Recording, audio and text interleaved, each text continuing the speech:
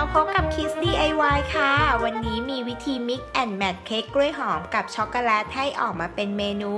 เค้กกล้วยหอมช็อกโกแลตมาฝากกันด้วยที่สำคัญเราจะใช้ขนมโปรดใกล้ตัวเรานี่เองค่ะไปดูวิธีทำพร้อมๆกันค่ะ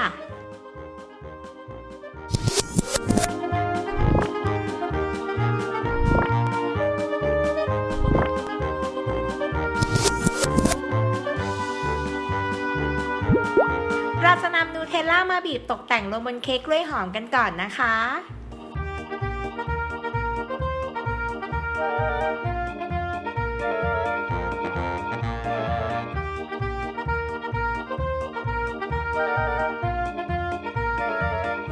แล้วก็นำอัลมอนด์บดมาโรยใครจะใช้เป็นถั่วหรือว่าธัญพืชชนิดอื่นที่ชอบก็ได้นะคะจากนั้นก็นำช็อกโกแลตทรงกลมมาวางลงไปแบบนี้ค่ะ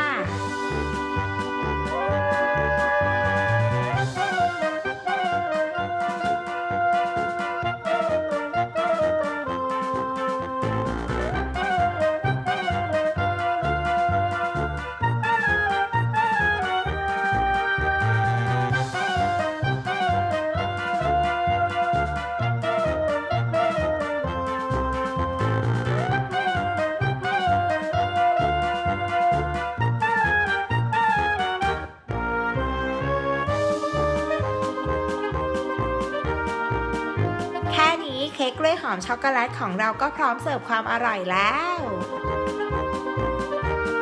ครั้งหน้า Kiss DIY จะมีเมนูไหนมาให้สนุกกันอีกนะคะกด Subscribe Kiss Kitchen เอาไว้แล้วก็อย่าลืมกดกระดิ่งกันด้วยนะคะ